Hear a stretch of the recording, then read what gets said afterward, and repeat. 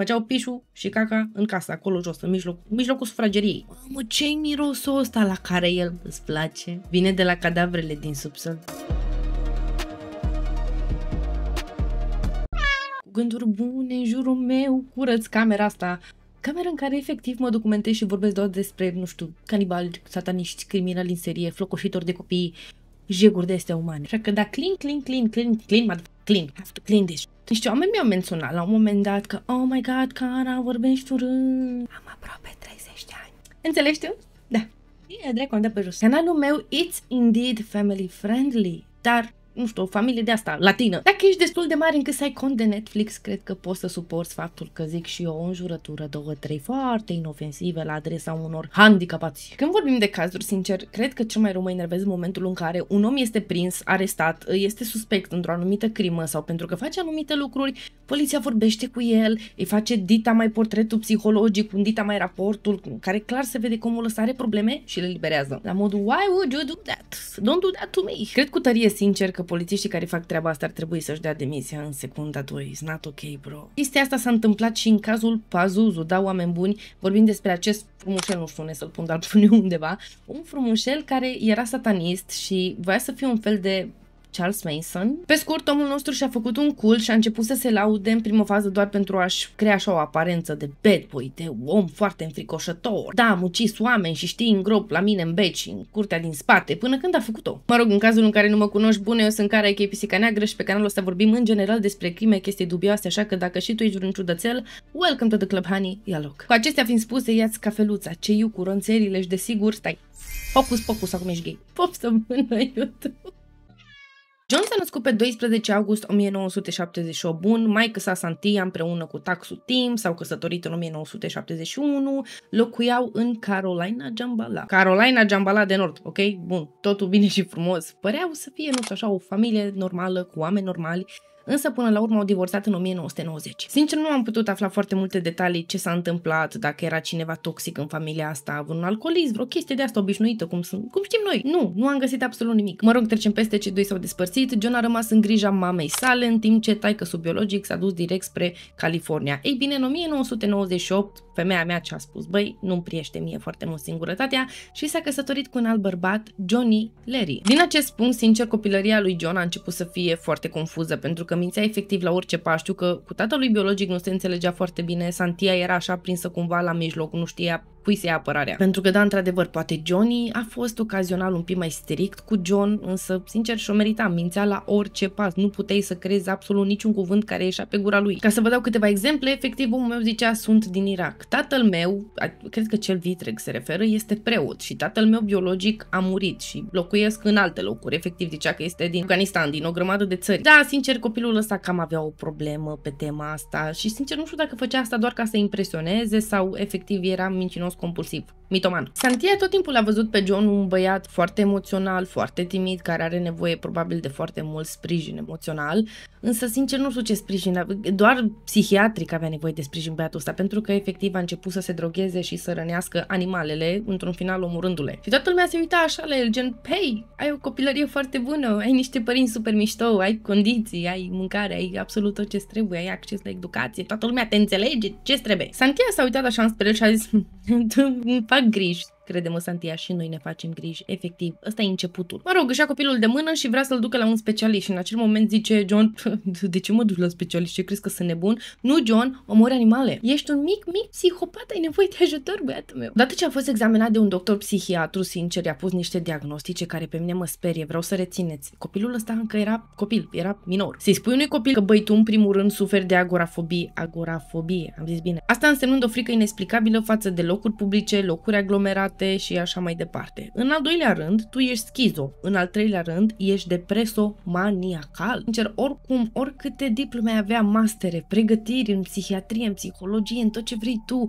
nu ai cum să pui atât de rapid diagnostic unui copil, adică e grav, e ceva rău. Dacă te întreb de unde știu chestia asta, e bine, dragii mei, el nu a mers la terapie foarte mult timp pentru că mama lui efectiv nu își permitea din punct de vedere financiar. A fost de câteva ori și mai apoi cius, pentru că, da, ăsta e sistemul de sănătate din America. Mă rog, a renunțat la terapie, mai târziu, adică la scurt timp, a renunțat la liceu și mai apoi și-a schimbat numele în, trebuie să citesc, Pazuzu Ilah Algarad. Deci, da, cumva în mintea lui, sincer, era așa chestia, băi, am un nou nume, o nouă viață, o nouă identitate și vreau să fiu alt om cu totul, de la cap la coadă. Efectiv, omul nostru s-a făcut dealer de droguri, a început să susțină că, uite, eu sunt un satanist devotat și practicant. Cu toate că spune că este satanist, el a explicat că nu se închină diavolului, ci unui balaur. Și balaurul ăsta are un nume, Tiamat. Hai să mergem pe Google să vedem despre ce e vorba.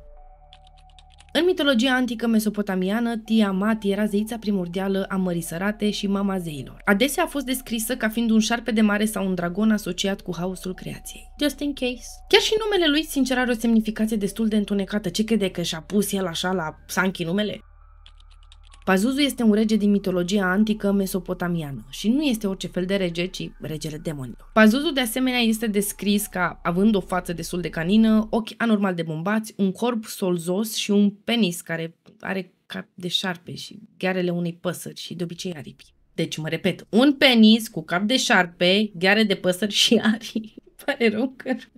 Dacă cumva, printre abonații mei, se numără și un satanist care îl venerează pe Pazuzu, te rog, iartă-mă că am râs. Demonul ăsta, Pazuzu, are sincer și o personalitate destul de colorată. Practic, care era menirea lui? Să vină, să corupă muritorii care erau foarte inocenți și să-și bată joc de ei. La început, practic, se prefăcea că te ajută, o chestie benefică în viața ta, însă până la urmă mureai. Nu știu dacă ați observat, sincer, însă în cultura pop, Pazuzu este destul de cunoscut. S-a făcut și un film pe tema asta, Exorcistul? Da, este vorba despre Pazuzu. Bine, filmul nu mă sperie. Eu mă întreb în cultura pop ce dracu caută la acolo. Anyway, trecem mai departe. Și celelalte două nume, Ilah Algarad, practic înseamnă stăpânul lăcustelor. Nu știu dacă știți, însă în Apocalipsă, în Biblie, sunt niște semne care prevestesc sfârșitul lumii, printre care și o invazie imensă de lăcuste. Timpul a trecut și John, mai nou Pazuzu, a început sincer să aibă un comportament foarte diferit, dezamăgea foarte mult lumea, promitea o grămadă de chestii și nu se ținea, vorbea foarte mult de satanism și susținea chestii foarte ciudate, intenționat să-i facă pe restul să se simtă inconfortabil. Când mergea în locuri de astea publice, deși avea fobie, habar nu înțeleg cum, mă rog, când se afla între oameni, el aborda mai mult două subiecte: sacrificii de animale și faptul că el are puteri magice și poate controla vremea. Deci se pare că omul nostru intenționat spunea tot felul de chestii foarte dubioase, să-i sperie pe restul, pentru că el se simțea diferit, se simțea puternic, se simțea... Oamenilor le este frică de mine. Mie îmi place chestia asta. Însă la scurt timp doar vorbele astea n-au fost îndeajuns, așa că a trecut la fapte și a schimbat și aparența fizică. În primul rând și-a pilit toți dinții cu un fel de freză, nu știu cum să o numesc, o să vă las poza aici, nu știu ce nume are. Mai apoi și-a tăiat limba în două, nu știu dacă singur sau cu ajutorul unui medic, pentru că da, limba este plină de nervi și risc să o pierzi de tot sau să nu mai ai gust în gură, efectiv, dacă atingi un nerv. Însă a făcut și chestia asta. Mai apoi și-a umplut toată fața de tatuaje și a început să susțină chestii și mai dubioase decât la început. A început să-și exprime efectiv în gura mare iubirea și admirația față de Charles Manson, alt nebun, alt debil mental. Și ce zicea? Oh my god, te-ai uitat la Manson, ce cool este, ce om puternic și inteligent, i-a făcut pe atâția oameni să-l urmeze și da, voia să fie exact. Manson 2. El a rămas foarte fascinat de ideea asta că un psihopat a reușit să strângă oamenii în jurul lui și să îi convingă pe toți să facă chestii pentru el și el într-un final nu și-a murdărit mâinile deloc. La scurt timp i-a venit o idee și ce a spus? Hai să facem ceva nou. O religie. Omul meu efectiv a vrut propria lui religie formată din două religii deja oficiale, luciferianismul și islamul. Două religii care deja existau. Și ce a zis? Mamă, bun, combina astea două religii, însă cu un motiv le-a ales pe astea două. Luciferian, o să zice satanist că nu mai pot să pronunț așa ceva. Ale satanismul de ce? Diavoli, sânge, teroare, sacrificii, ritualuri, chestii, așa mai departe. Bun, chestiile astea ce făceau? Speriau oamenii. Deci, practic, a ales satanismul pentru aspectul ăsta întunecat și foarte misterios de care cam toată lumea fugea și mai apoi islamul, deoarece în perioada aia era în 2002 și evenimentul cu turnul gemenelor abia avusese loc, toată lumea era foarte speriată de islam, de teroriști și așa mai departe. Practic, omul ăsta a ales două dintre cele mai de temut religii la ora actuală. Deși, dacă mă întreb pe mine sincer, în numele creștinismului s-au comis cele mai oribile crime și au fost niște torturi, horror. Însă da, acum nu vorbim despre creștinism. Cine nu știe să caute. Toate că l-avea pe balaurul ăla, care practic ar trebui să aibă grijă de el dacă îl slujește, nu? Zic și eu. El nu era deloc ok, nu avea job, nu avea bani, nu se îngrija, nu se spăla, starea lui psihică era din ce în ce mai rău, adică gândește-te și schizo, și depresiv, și maniac și toate alea. Nu avea grijă de el absolut deloc și oamenii au zis, băi, bun, mă uit la el și da, am încredere că ne conduce. Dacă te întrebi ce fel de oameni l-au urmat, oamenii care aderau la biserica lui. Da, omul meu și-a făcut o biserică la el acasă. Și practic ce făcea? Căuta oameni foarte ușor de influențat. El spunea, ok, eu vreau să caut oameni foarte diferiți, respinși de societate, oameni speciali care nu se pot adapta. Însă, de fapt, erau oameni care erau dependenți de diferite substanțe, oameni care nu aveau un job sau aveau probleme la mansardă. Sau toate trei. Acum fă și tu un calcul destul de ușor. Ai niște probleme, nu ai job, clar că nu prea ai prieteni, societatea nu prea te acceptă, să te accepte ca ce, că nu faci absolut nimic. Nu ai familie, nu ai nimic, ai probleme psihice. Vină la mine acasă, eu am o biserică și eu îmi iubesc oamenii, eu vreau să am grijă de voi. La mine puteți faceți orice în casa mea. Nu există niciun fel de regulă în casa asta, faceți ce vreți voi. Și oamenii veneau. Oamenii intrau și ieșeau din casa aia, deși că era Lidl și altceva nou. Și au mai spus de asemenea că ne-a fost ușor să-l urmăm pe Pazuzu pentru că este rebel, periculos și imprevizibil. Fix ceea ce îmi doresc la un prieten. Ușor, ușor, reputația lui s-a răspândit cam prin tot orașul. Toată lumea la un moment dat a auzit de un Pazuzu care dă niște petreceri destul de wild la el acasă, PDD ce zici. Dacă te întrebi sincer cam cât de wild erau petrecerile astea, lasă-mă să-și citești ce a spus un prieten de-a lui. Stăteam împreună și ne relaxam. Poate puțină băutură, poate puțină heroină, ne tăiam unii pe alții și beam sângele unei păsări sau, mă rog, ce prindeam. Ne-am distrat peste tot, nu existau reguli, puteai să te piși pe covorul lui și să-i spargi televizorul, să dai în cap cuiva cu sticla de bere, efectiv, nu conta. Omul meu când a spus hai la mine acasă că nu te judec și poți să faci ce vrei tu, așa-i. Reputația lui s-a răspândit destul de rapid, de asemenea oamenii au observat că este un mincinos compulsiv, adică, sincer, a început să se laude că am oameni pe care îi răpesc, îi țin în beci, îi omor, îi torturez și mai apoi îi îngrop în curtea din spate. El fiind înconjurat de drogați. Vă dați seama că drogații erau la modul cu... În primul rând, nici dracu nu-l credea și în al doilea rând, cine să te mai asculte, fiecare era deja în filmul lui. Sincer, am încercat să găsesc mai multe detalii, adică ce presupune religia asta, că mare lucru nu făceau, doar se întâlneau, știm că făceau sacrificiu, făceau foarte mult sex, excesiv de mult sex, făceau pișul și caca în casă, acolo jos, în mijlocul sufrageriei. Nu știu, sincer, pare că Pazuzu și-a creat așa un mic imperiu și se bucura foarte mult de puterea asta pe care o are, adică mai ales în rândul femeilor. Femeile erau efectiv înnebunite după el, leșinau, el avea mai multe iubite simultan și le numea logodnicele mele. Și el profita de chestia asta, vă dați seama, le lua pe toate pe rând. Deci, da, până la urmă nu știm ce presupune religia asta, ce înseamnă, ce făceau, pentru că, efectiv, el era doar regele demonilor drogați. Era atot puternic. Lui, de fapt, chestia asta i-a plăcut, că, băi, uite, vezi, nu am nevoie de societate. Am deja micul meu imperiu, biserica mea, am oamenii mei care mă iubesc fix așa cum sunt. Și el începea să spună din ce în ce mai multe povești de astea creepy, horror, despre crime, tocmai ca să-și mențină aparența. Și ocazional, în timp ce povestea cum a comis vreo crimă, lua câte o pauză de 2 secunde, se ducea în colțul camerei și făcea din nou căcuță și pișulică, pentru că nu mergeau la baie. Ba chiar mai mult, a spus că el se spală doar o dată pe an sau ceva de genul ăsta, că nu și-a spălat niciodată dinții, adică niciodată, probabil de când măsa l-a scăpat din ochi. Și că el își încurajează toți adepții să facă același lucru.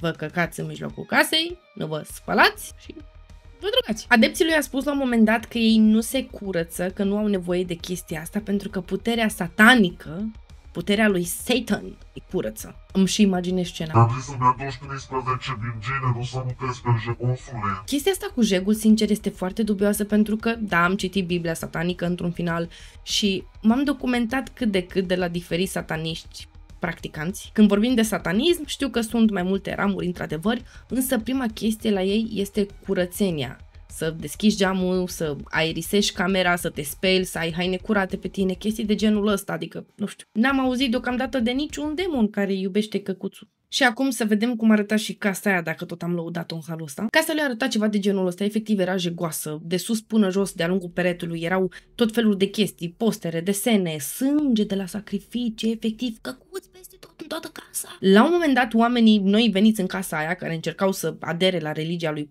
că ăsta frânarul, ziceau, mamă, ce-i mirosul ăsta la care el îți place? Vine de la cadavrele din subsol. Oricum nici dracu nu-l băga în seamă. Eu nu știu sincer ce a fost în sufletul lui maică sa, pentru că femeia asta venea odată la ceva timp să aibă grijă de el. Știa că are un diagnostic foarte profund și greu și așa mai departe. Și venea din când în când cu o mâncărică, cu o curățică, cu ceva. Când a intrat în casa aia, deci nu știu ce făceam, efectiv. Nu vreau să știu, nu apelez la violență, dar nu știu ce făceam. Suntem în secolul 21, nu poți să te bateți cu cum ar fi? Glumesc? Nu, glumesc. Oh my god, ce glumă proastă, glumesc. În mai 2010, la un moment dat, tot așa mai că s-a adus la el să-l verifice, băi, ești ok, psihic, ia mâncărică, curățică, nu știu ce. Însă s-au certat în fața casei, el, Pazuzu, a sărit direct pe ea și a început să o strângă de gât, femeia leșinată, a chemat poliția, însă nu a depus plângere împotriva lui, că de ce ai face chestia asta? Este fiul tău, nu contează că este psihopat. Lasă în societate să ne terorizeze pe toți. În 2011 a avut loc o crimă lângă un lac. Ei bine, dragii mei, de ce Pazuzu a fost suspect în această crimă? Deoarece în locul ăla, pe când era lună plină, ei făceau black magic, rituals, și ar fi omorât oameni, da. Dacă era lună plină, trebuia să bage cuțitul într-unul. Ei bine, cineva a murit acolo. Victima se numește Joseph și efectiv se plimba pe lângă lac, nu-l cunoștea pe Pazuzu, nici pe prietenii lui. Aparent, în acea seară, cu lună plină, când Joseph a murit, Pazuzu nu se afla singur la râu, ci era însoțit de un adept de-al lui și un prieten, Nicolas. Ei bine, Nicolas l-a împușcat pe Joseph, de fapt, s-au dus toți trei la poliție și în acel moment s-au uitat polițiștii la ciudatul meu, efectiv, tatuat pe față, chestii, limbă tăiată. Păi, pe tine nu te arăstăm. Tu ești doar complice, pentru că da, complice nu ești doar dacă contribui la o crimă sau la o infracțiune în general, ci poți fi complice doar dacă te uiți, privești și nu faci nimic. Nu suni la poliție, nu raportezi nimic. Într-adevăr, l-au eliberat, însă înainte să le elibereze, el a trecut printr-un examen psihiatric. Bun. Și vreau să vă spun că a fost ceva efectiv rău, pentru că nu știu cum dracu au făcut polițiștii ăștia, însă tot raportul cu toate detaliile, cu problemele lui psihice, cu toate declarațiile lui, au fost publicate. S-au răspândit efectiv pe internet, în ziar, la televizor, peste tot și este ceva horror, pentru că efectiv acolo scria ce fel de probleme psihice are, cum el a venit la poliție mirosind a căcuți și că făcea pișul pe el și că era satanist și că el își dorește să omoare oameni. Deci reiau, polițiștii au avut tupeul și nesimțirea să elibereze niște declarații oribile pe care Pazuzu le-a făcut și mai a pus să le libereze și pe el. Dai drumul ăsta, tu ești tâmpit la cap, adică ți-o zis pe față că omoară animale, că face sacrificii. Lasă asta, că vrea să omoare oameni, pe bune, vrea să omoare. Vine un tâmpit la tine în secția de poliție, spune că vrea să omoare oameni și tu dai drumul. Uite așa, cu Pazuzu în libertate, avem prima noastră persoană dispărută. Josh a dispărut dintr-o dată, ok? Și oamenii se întrebau, băi, unde este băiatul ăsta? Adică da, bun. Fosta lui Stacy, cu care, by the way, are și un fiu, la un moment dat a vorbit despre el și a spus, uite, este hippiot, este un om minunat, iubește să meargă la festival, de asemenea drogurile, așa că da, nu prea ne-a mers nouă relația. Și femeia mea a observat prin Iulie că, băi, el lipsește, dar a așteptat până aproape de Crăciun. A spus că da, într-adevăr, nu a mers la poliție pentru că este ceva foarte normal pentru Josh să dispară așa. Merge la un festival în celălalt capăt al lumii, efectiv te trezești, merge o lună, două, trei, se întoarce înapoi acasă. Nu știam de ce trebuie să alertez poliția pentru chestia asta, însă când Crăciunul se apropia deja și am văzut că nu ne dă niciun fel de mesaj, atunci am zis, that's it. Și sincer, Stacy s-a dus mai mult la poliție din cauza faptului că, băi, era foarte îngrijorată de toate bârfele care circulau prin oraș vis-a-vis de Pazuzu, că el începea să se laude din ce în ce mai mult și a ajuns cumva la urechile ei că Josh ar putea fi în curtea handicapatului. Stacy ajunge la poliție, ok? Se uită în ochii polițiștilor și le spune, uite, l-avem pe Pazuzu care se laudă că omoară oameni, că îi ține în beci, că îi îngroapă în curtea din spate. Ajută-mă, fă ceva, Josh a dispărut.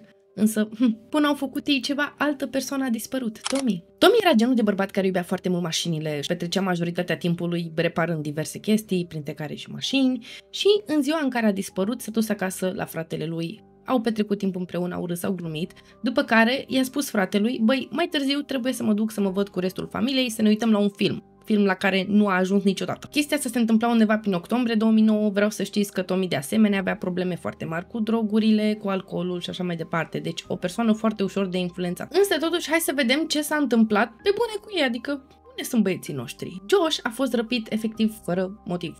N-a făcut nimic nimănui, nu a deranjat pe nimeni. Nici măcar nu cred că umbla cu Pazuzu, nu se afla în casă la el să zici că bă, 15 drogați la grămadă și l-au ales pe ăsta să-l omoare, nu. În casa lui Pazuzu se făceau foarte multe sacrificii, dar animale. Aparent, Pazuzu și adepții lui s-au săturat să sacrifice animale la infinit, așa că au zis, avem nevoie de un om.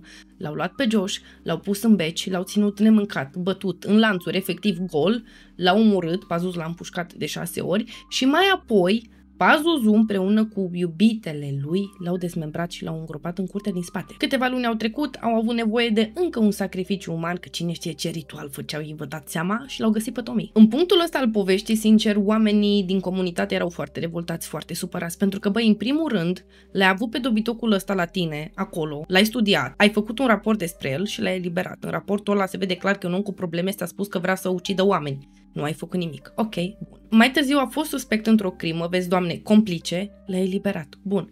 Acum îți vin oameni la tine, mai mulți oameni, deci nu doar 2-3 persoane. O grămadă de oameni veneau să le spună zvonurile din oraș, faptul că, uite, m-am dus la el, m-am drogat și când l-am întrebat ce pute în casă, mi-a spus că cadavrele din subsol, și nu făceau nimic polițiștii. Oamenii erau super nervoși la modul, bă, voi sunteți stâmpiți, chiar nu aveți de gând să faceți nimic, sunteți plătiți din banii noștri, like, do something. Și sincer, pe dreptatea lor erau nervoși, pentru că vreau să vă gândiți, la un moment dat, un adept al bisericii creștine ortodoxe pe care o avea handicapatul ăsta, da, s-a dus la poliție, a avut efectiv un moment de claritate și a zis, bă, ceva nu este ok, se uita la Pazuzu, omul ăsta care îl venera practic, și a spus, băi, Pazuzu devine din ce în ce mai agresiv, din ce în ce mai morbid și își dorește să omoare din ce în ce mai mulți oameni. Mă duc la poliție, s-a dus, a vorbit cu polițiștii s-au dus până la el acasă, au observat că pute ceva îngrozitor, însă nu au găsit nimic. Până și mama lui s-a dus în secția de poliție să le spună, băi, ceva nu este în regulă, nu mă mai înțeleg cu fiul meu, cu siguranță face niște chestii foarte dubioase, vă rog frumos să mergeți să verificați, dar nu. Bine, au făcut ceva într-adevăr, pe 5 octombrie 2014, adică 5 ani mai târziu,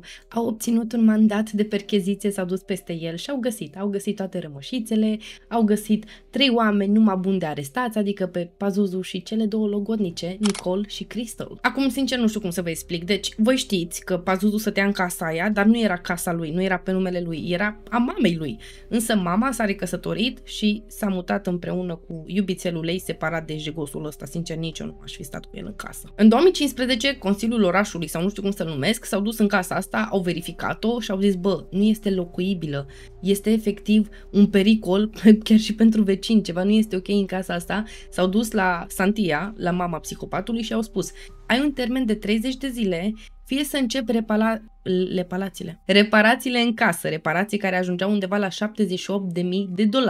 fie demolezi casa. Nu ai de ales. Era imposibil să mai locuiești în casa aia, adică pe lângă că erau oameni îngropați acolo, fecale peste tot, pereții distruși, urină care intrase și în parchet și în pereți și puța într-un hal de venea să leșini, să mucegai, eu nu-ți mai zic că efectiv casa era mai mult mucegai. Așa că da, până la urmă casa a fost demolată, Doamne ajută, adică toți vecinii simțeau bine că s-a dus. Vecinul la un moment dat a vorbit despre casa groazei și a explicat că înăuntru era extraordinar de multă sticlă spartă, sute, mii de musculițe, de muște, de viermi, de absolut tot ce-ți dorești tu, instrumente ascuțite, arme albe, foarte mult căcuți și, desigur, nu în ultimul rând, animale sau ce-a mai rămas din ele. Erau sute de animale aflate în descompunere, deja random, aruncate prin toată casa. Majoritatea oamenilor și-au pus următoarea întrebare, băi, oare mama era conștientă de chestiile astea care se întâmplau? Și sincer nu cred. Cred că într-adevăr era conștientă că băiatul ăsta era foarte dereglat din punct de vedere emoțional, știa că e satanist, probabil știa de sacrificiile cu animalele, chestii de genul ăsta, droguri,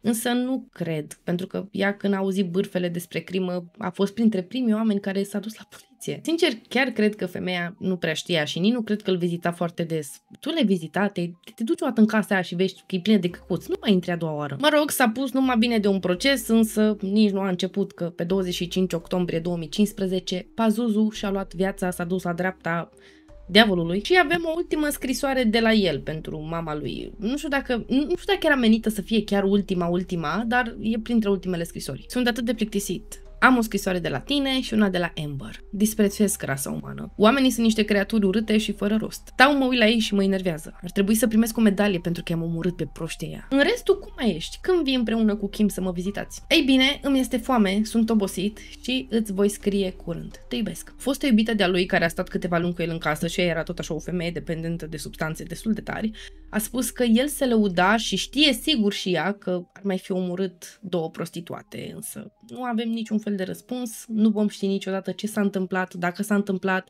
care este numărul real al victimelor, că sincer mi este greu să cred că este doar 4. Numărul 4 nu sună a Pazuzu. Cam ăsta a fost și episodul frumoșilor. Am avut efectiv un jegos linos care a strigat în gura mare că vrea să ucidă și nimeni nu l-a oprit. Ciudat. Nu uitați, vă rog frumos, că mă puteți susține cu un like sau cu un comentariu. It's so easy, easy peasy. Sau puteți deveni membri, că aveți niște avantaje super mișto, adică nu aveți reclame, nu aveți cenzură, aveți content extra, adică interviuri și poze de la locul crimei și, de asemenea, vedeți orice videoclip în avans cu o săptămână. That's cool. Te aștept și pe Insta, unde noi ținem legătura, vorbim, îți dau inside-uri care mai de care spicy pe story și tot acolo tu poți să alegi care să fie următorul episod. Eu vă super pup frumoși mei și noi ne auzim data viitoare.